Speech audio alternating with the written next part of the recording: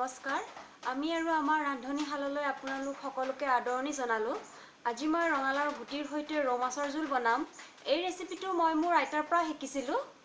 ৰঙালাও কাটোতে আমি সাধাৰণতে বাকলিৰ লগতে গুটিবিলাকো পেলাই দিওঁ। গুটিবিলাক পেলাই নিদি থৈ দি পেলাই আমি এনেকৈও ৰৌ মাছৰ লগত জোল বনাই খাব পাৰোঁ।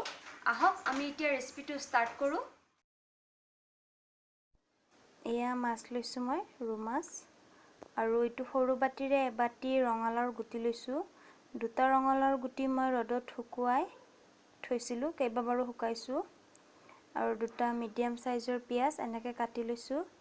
সৰু চামুচেৰে এচামুচ গোটা জিৰা, গুড়ি জিৰাও ল'ম। 3টা আলু বইল কৰি লৈছোঁ প্ৰেছাৰ কুকাৰত। 2টা তেজপাত আৰু 2টা জলকীয়া।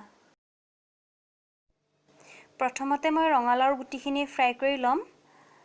5 মিনিটমান সময় ফ্ৰাই কৰিম, যেতিয়ালৈকে আখৰ নিচিনাকৈ ফুটিব নলয়। প্ৰায় 5 মিনিটমান সময় মই গুটিখিনি ফ্ৰাই কৰি ল'লোঁ। যেতিয়া নমাবৰ সময় হয়, আখৰ নিচিনাকৈ ফুটিব লয়। আখৰ নিচিনাকৈ ফুটিলেই গম পাব যে নমাব হৈছে। তাতকৈ বেছি আৰু ফ্ৰাই কৰিব নালাগে। গেছটো অফ কৰি দিম মই এতিয়া। গেছটো অফ কৰি অকণমান টাইম লৰাই থাকিম, যাতে ঠাণ্ডা হৈ যায় সোনকালে।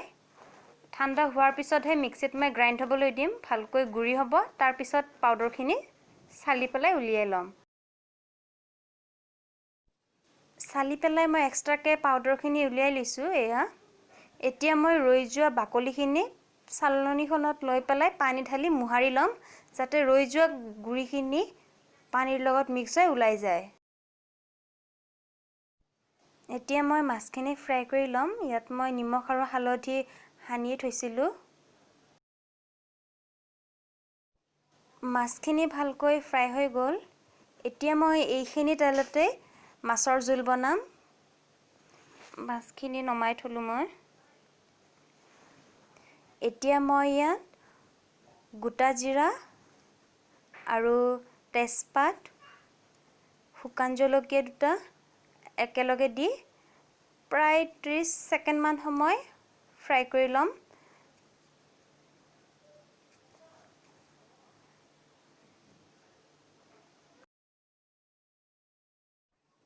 জিৰাখিনি ফ্ৰাই হৈ গ'ল।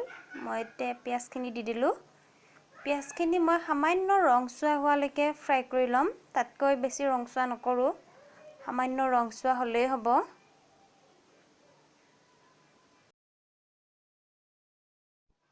পিঁয়াজখিনি ভালকৈ ফ্ৰাই কৰি ল'লোঁ। এতিয়া মই বইল কৰি থোৱা আলুখিনি ইয়াতে এনেকৈ ভাঙি পেলাই দি দিম। গোটেই মই মিহি কৰিও ভাঙি নলওঁ, অকণমান গোটা হৈয়ে থাকিবলৈ দিম। আলুখিনি দি পেলাই 5 মিনিটমান সময় ফ্ৰাই কৰি ল'ম। সামান্য ৰংচোৱা হ'বলৈ দিম আলুখিনি। আলুখিনি মই এনেকৈ মিডিয়াম ষ্টিমত ফ্ৰাই কৰি ল'ম। ঢাকনি দিব নালাগে, এনেকৈ লৰাই থাকিব যাতে তলিত লাগি নাযায়, জ্বলি নাযায়। এতিয়া মই ইয়াত হালধিখিনি দি আলুখিনি ফ্ৰাই কৰিম। হালধি মই একেলগেই দি দিলোঁ, পিছত আৰু নিদিওঁ। হালধি দি পেলাই এনেকৈ 2 মিনিট বা 1 মিনিট সময় ফ্ৰাই কৰিম। বেছি সময় ফ্ৰাই কৰিলেও হালধিখিনি জ্বলি যাব, তেতিয়া ক'লা হৈ যাব। কাৰণে ষ্টিমটো মিডিয়াম নহ'লে ল' কৰি দিব। ল' ষ্টিমতো ফ্ৰাই কৰিব। আলুখিনি ভালকৈ ফ্ৰাই হৈ গ'ল। এতিয়া মই ৰঙালাওৰ গুটিৰ যিখিনি পানী চেকি পেলাই উলিয়াইছিলোঁ সেইখিনি দি দিম। ইয়াতে মই একেলগে পাউডাৰখিনিও মিহলাই লৈছোঁ। পানীখিনি মই নৰ্মেল পানীয়ে লৈছোঁ। আপোনালোকেও নৰ্মেল পানীয়ে ল'ব, ঠাণ্ডা বা গৰম পানী ল'ব নালাগে। এনেকৈ ৰঙালাওৰ গুটিৰ লগত মাছৰ জোল বনাই খাব খুবেই সহজ, খুবেই টেষ্টি হয়। লগতে ঘৰত কোনোবা আলহী আহিলেও বনাই খুৱাব পাৰি, কম সময়তে হৈ যায়। মই আদা নহৰুৰ পেষ্টখিনি পিঁয়াজৰ লগত ফ্ৰাই কৰি ল'ব পাহৰি গৈছিলোঁ। ৰেডি কৰি ছাইডত থৈয়ে দিছিলোঁ, কিন্তু দিবলৈহে পাহৰি গ'লোঁ। পেষ্টখিনি মই 1 মিনিটমান সময় ফ্ৰাই কৰিছোঁ, যেতিয়ালৈকে কেঁচা গোন্ধখিনি নাযায় আদা আৰু নহৰুৰ। আপোনালোকেও এনেকৈ কেতিয়াবা যদি পাহৰি যায়, বেলেগ কেৰাহী এটাত ফ্ৰাই কৰি দিব।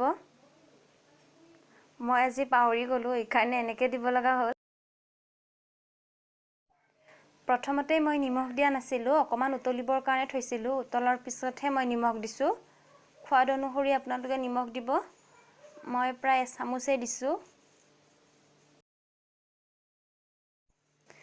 10 মিনিটমান সময় মই আগতে উতলাই লৈছোঁ, তাৰ পিছতহে মাছ দিলোঁ। এতিয়া মাছ দি পেলাই 5 মিনিটমান সময় উতলাই তাৰপিছত নমাই দিম।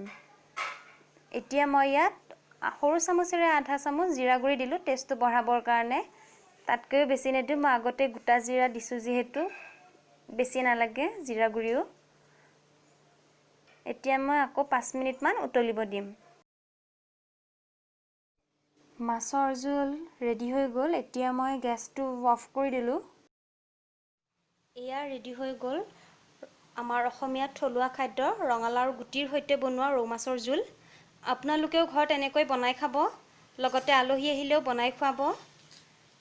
কেনেকুৱা পালে মোক কমেণ্ট কৰি জনাব, লগতে মোৰ চেনেলটো ছাবস্ক্ৰাইব কৰিব, লাইক কৰিব।